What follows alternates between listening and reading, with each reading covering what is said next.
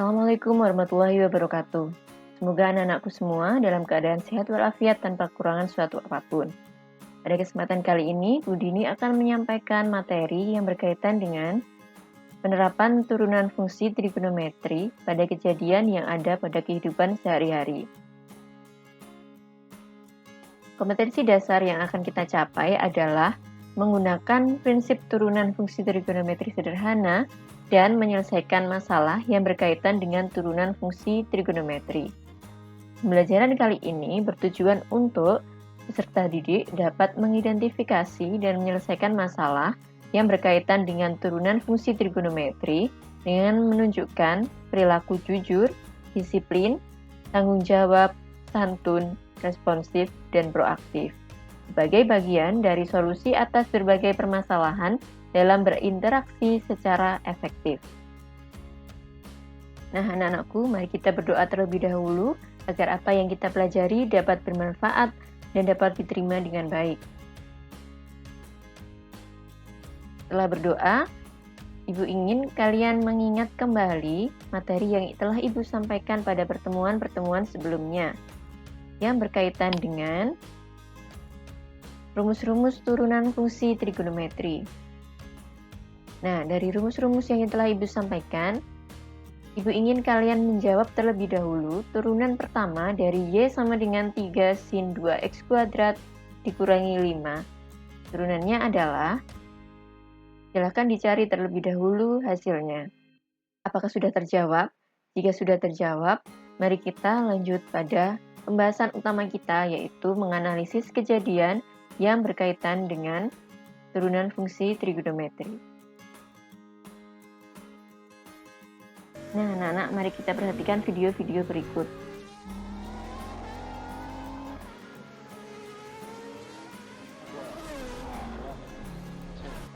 Matematika sebagai mother of all science atau ibu dari semua ilmu memiliki makna bahwa matematika merupakan sebuah alat atau tools yang digunakan untuk menyelesaikan berbagai permasalahan terkait ilmu pengetahuan.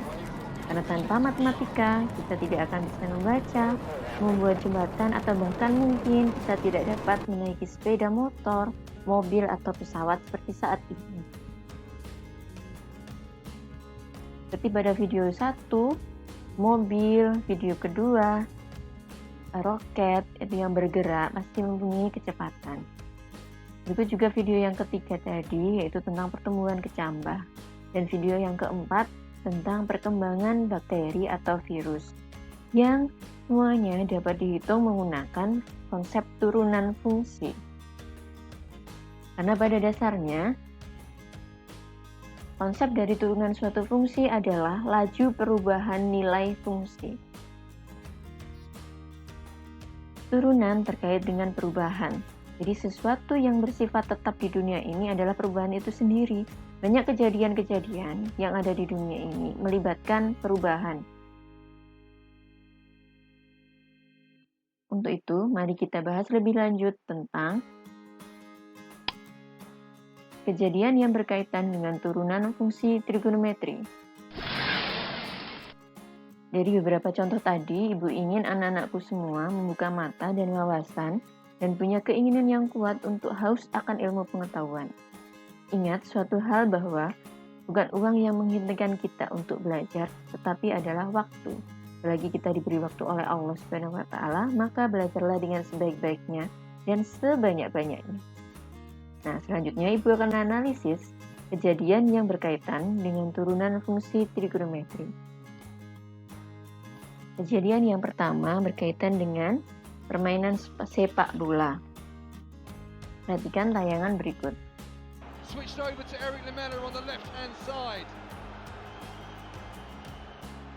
End-to-end stuff at the moment. Heung-min Son lines it up. Oh, Heung-min Son! What a screamer! Spurs back level. Absolute humdinger of a... Nah, dari video tersebut, jadi bola yang ditendang tadi ya kan bergerak karena apa? Karena diberi kecepatan awal, yaitu berupa sebuah tendangan. Jika tidak ditendang, tentu bola tersebut tidak akan bergerak kan? Nah, saat bola ditendang akan terbentuk sudut dan lintasan atau jarak yang dilintasi oleh bola yang dapat dinyatakan oleh sebuah rumus.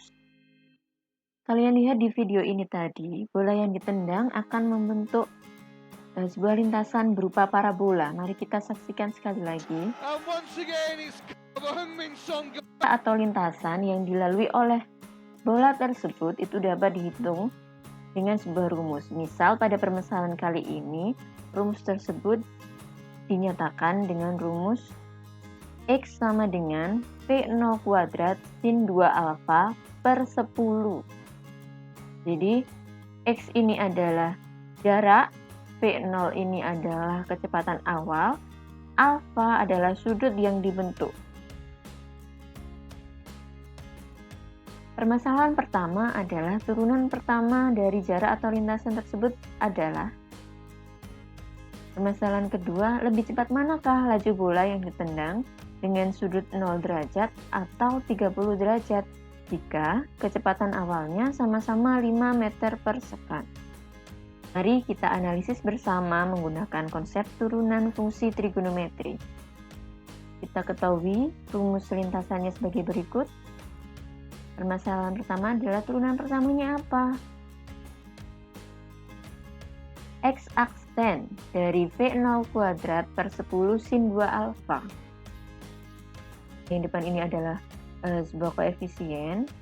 Maka kita tetap seperti ini. V0 kuadrat per 10, kemudian kita cari turunan dari 2 alfa yaitu 2. Kemudian turunan dari sin 2 alfa yaitu cos 2 alfa. Kemudian kita operasikan, kita sederhanakan, kita ketemu X aksen atau turunan pertama dari X adalah V0 kuadrat per 5 kali cos 2 alfa. Jadi sudah kita ketahui, kita temukan penyelesaiannya. Nah, untuk apa kita mencari turunan pertama ini? Karena permasalahan yang kedua yang ditanyakan adalah lebih cepat manakah laju bola yang ditendang dengan sudut 0 derajat atau 30 derajat jika kecepatan awalnya sama-sama 5 meter per second.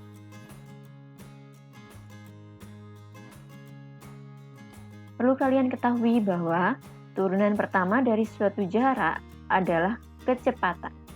Turunan keduanya adalah disebut percepatan. Atau dalam fisika biasanya kalian ketemu kecepatan dilambangkan dengan P, percepatan dilambangkan dengan A. Nah, yang ditanyakan adalah lebih cepat mana? Maka kita bisa menggunakan turunan pertama yang sudah kita ketahui ini, V0 kuadrat per 5 cos 2 alfa untuk mencari kecepatan bola pada sudut 0 dan 30 derajat. Sudut yang dibentuk adalah 0 derajat, maka kita substitusikan ke rumus berikut. Menjadi V0-nya kita tahu 5 meter per second, berarti ini 5 kuadrat per 5 kali cos 2 kali 0 derajat. Kita ketahui hasilnya adalah sama dengan 5, yaitu kecepatan pada sudut 0 derajat dengan kecepatan 5 meter per second adalah 5 meter per second.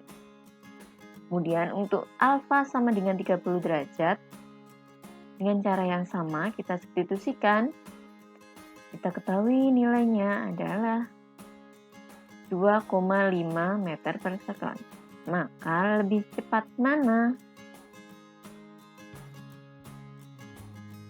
Dapat kita simpulkan bahwa laju bola tercepat adalah bola yang ditendang dengan sudut 0 derajat dengan kecepatan 5 meter per second.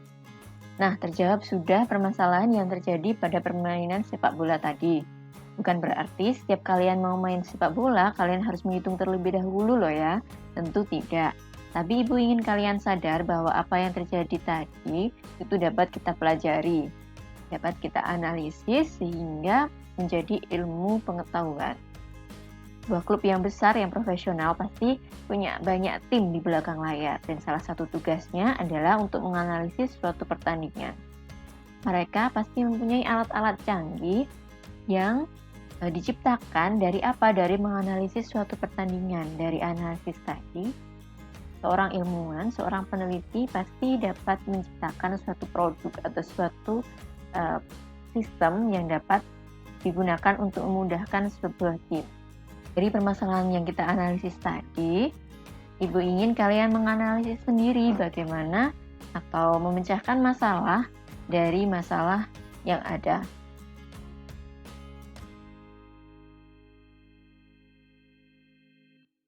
Nah, kalian bentuk kelompok terlebih dahulu 4 orang, kemudian nanti kalian analisis bersama, kalian diskusikan, kemudian presentasi pada pertemuan selanjutnya. Ada 2 permasalahan, silakan kalian memilih permasalahan mana yang kira-kira akan kalian analisis. Permasalahan yang pertama yaitu mengenai gelombang transversal. Gelombang transversal ini salah satu dari penerapan turunan trigonometri pada bidang fisika. Kalian ketahui ada 2 gelombang transversal dan gelombang longitudinal. Gelombang transversal grafiknya atau gelombangnya mempunyai bukit, mempunyai lembah, bukit lembah. Nah, inilah grafik ini menyerupai grafik fungsi trigonometri.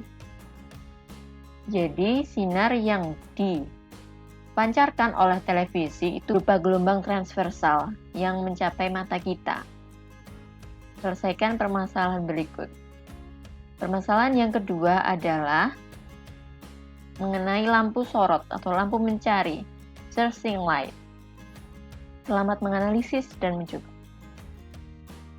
Itu tadi 2 permasalahan yang kalian harus analisis. Jadi anak-anakku sekalian, beberapa kejadian yang Ibu sampaikan tadi, kita menyadari bahwa ada banyak kejadian di alam ini yang seharusnya memacu kita untuk belajar. Karena dengan mempelajari apa yang terjadi di alam, tentu kita akan sadar bahwa ada hal-hal yang ada dalam batas kemampuan kita sebagai manusia dan ada hal-hal yang di luar batas kemampuan atau nalar kita. Yang berada pada batas kemampuan kita, tentu kita harus mempelajari dengan sebaik-baiknya agar kita bisa memanfaatkan apa yang ada di alam dengan semestinya dan menjaga kelestariannya. Tetap semangat dalam melakukan segala hal yang bermanfaat. Jangan lupa berdoa dan jangan patah semangat. Seperti yang diriwayatkan dalam hadis Muslim nomor 2664, semangatlah dalam hal yang bermanfaat untukmu, minta tolonglah pada Allah Subhanahu wa taala dan jangan malas atau patah semangat. Demikian video kali ini, semoga bermanfaat.